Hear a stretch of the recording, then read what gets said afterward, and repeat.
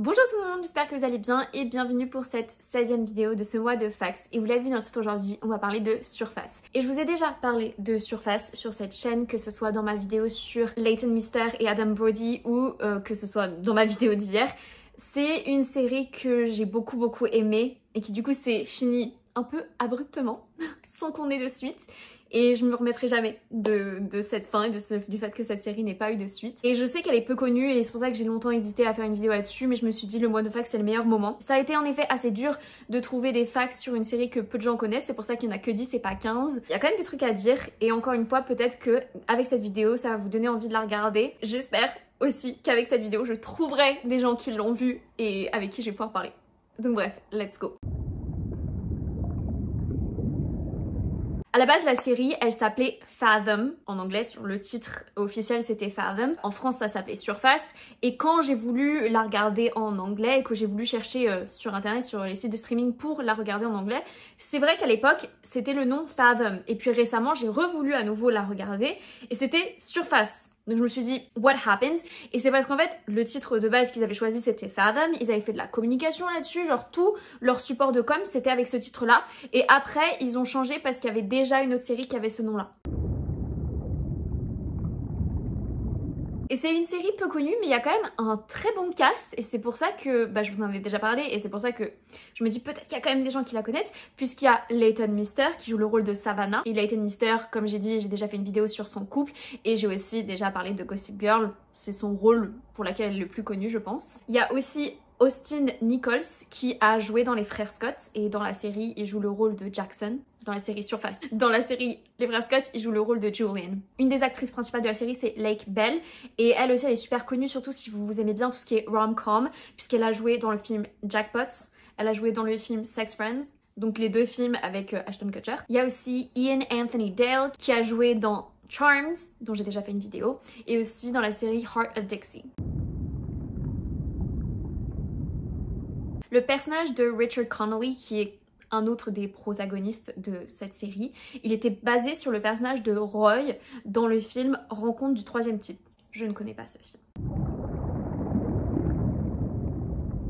Là on va passer à des facts qui sont un peu plus spoilers et qui partent du principe que du coup vous avez vu la série. Mais du coup le créateur Josh Pate, il a dit que le personnage de Samantha, elle était peut-être pas morte. Elle était en mauvaise posture et pour lui c'était intéressant de jouer un peu sur cette question, sur ce manque de preuves, parce que il avait des projets pour son personnage, mais bon, on ne saura jamais.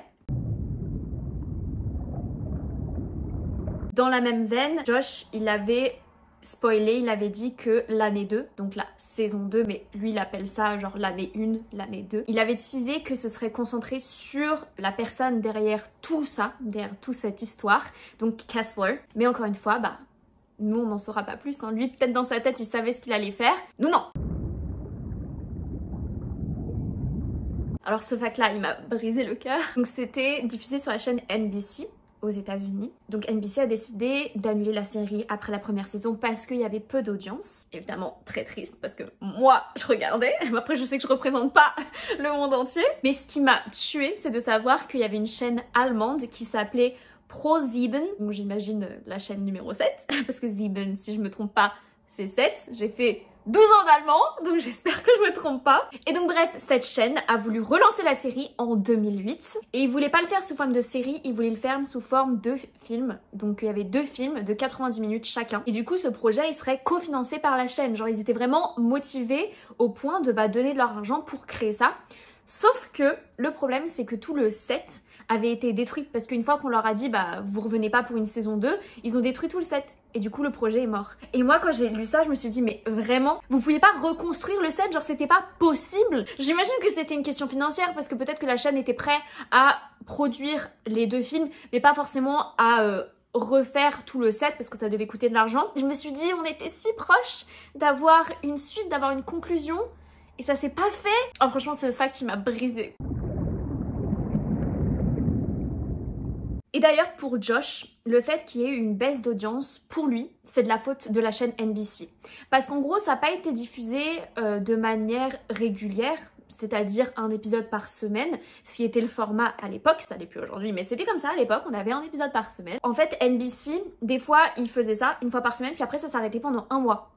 Et après il reprenait, il en mettait 2, puis après ça s'arrêtait, et après il reprenait. Et du coup le fait que c'était pas quelque chose de régulier, bah forcément ça a perdu l'intérêt des gens. S'ils se sont dit à la 4e semaine, ils étaient prêts à regarder, mais l'épisode n'est pas apparu, la semaine d'après l'épisode n'est pas apparu, bah au bout d'un moment ils sont passés à autre chose, tu vois. C'est important de capter l'audience, de capter les gens, et s'il n'y a pas une régularité, bah les gens ils s'y perdent, et du coup ils s'intéressent pas. Donc en vrai moi je suis d'accord avec son argument. Après en vrai, moi j'aime trop cette série, donc le fait que ça a été annulé, moi j'ai envie de mettre la cause sur quelqu'un. Et d'ailleurs, je pense qu'il y avait un peu d'animosité entre Josh le créateur et la chaîne NBC. Déjà, même au moment de la saison, il y avait déjà des problèmes. Puisqu'en fait, dans l'idée de Josh, la manière dont il avait pensé sa série, il s'est toujours dit qu'il voulait réunir les 3 personnages principaux. C'est arrivé à la fin, mais lui, il voulait vraiment faire grandir ce truc-là. Il voulait vraiment que nous, on attende que ce moment-là. Du coup, Josh, il avait pour but de faire échanger Miles avec Richard tout au long un peu de la série. Et il avait pour projet vraiment que ça fasse grandir l'envie chez les gens et qu'après du coup le dernier épisode ce soit une grosse finale et genre on est trop content de les voir se réunir et ils se reconnaissent, ils disent ah oui mais c'est avec toi que j'avais parlé et tout. Et on le voit au tout début de la série, on voit que du coup ils échangent et qu'ils parlent et du coup Josh il avait pour but de vraiment entretenir ce truc là. Sauf que NBC ils ont décidé de lui raccourcir son nombre d'épisodes. Donc lui son projet il avait vu sur un certain nombre d'épisodes donc il avait prévu que ça puisse s'élargir. Et au final il lui a dit ah bah non finalement on te retire 10 épisodes.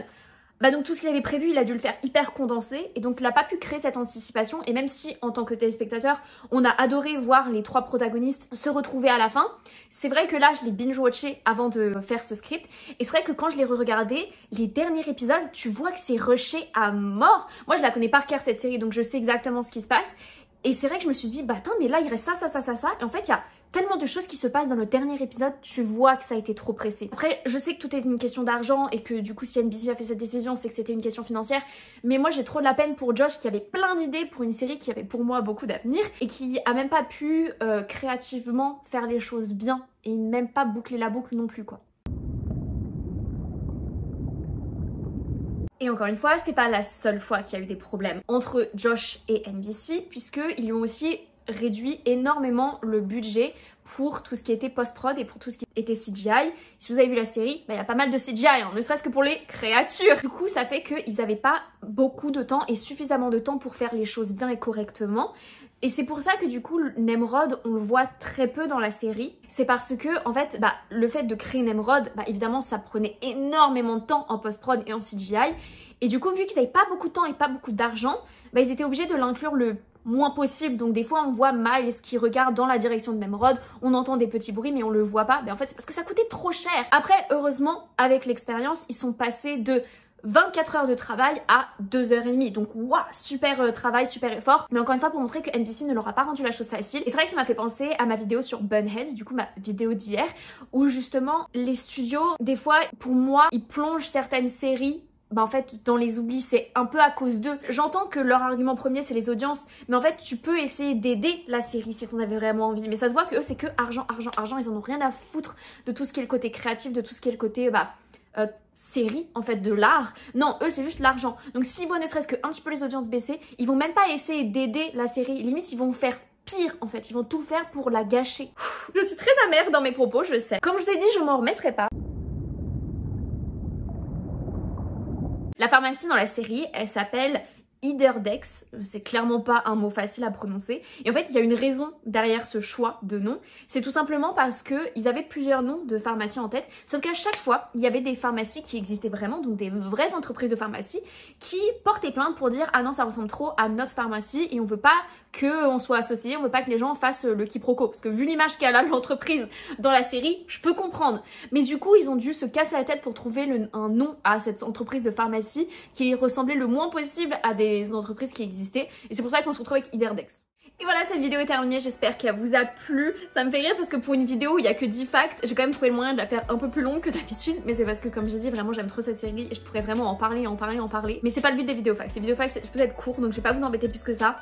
Mais vraiment, si vous aimez tout ce qui est un peu science-fiction, tout ce qui est un peu créatures marines, suspense, etc. Moi je vous invite à la regarder. Moi j'espère trouver ma communauté de gens qui la connaissent, qui me disent oui je l'ai vu. Même si au final ils sont pas aimés, mais rien que le fait qu'ils l'ont vu, je me sentirais pas seule. Parce qu'à part ma mère, qui a été obligée de la regarder avec moi. Enfin, je suis même pratiquement sûre que c'est elle qui m'a fait regarder au début, puis après elle a lâché l'affaire et moi j'étais non. Donc j'espère trouver au moins des gens avec qui en parler, qu'on soit d'accord ou non. Je vous invite à me suivre si c'est pas déjà le cas et aussi à activer la petite cloche parce que je sors une vidéo fax tous les jours pendant ce mois de juin et il en reste du coup encore pas mal. Donc si vous voulez pas le louper, il faut activer la petite cloche. Et du coup bah moi je vous dis à demain pour une nouvelle vidéo fax. Bye!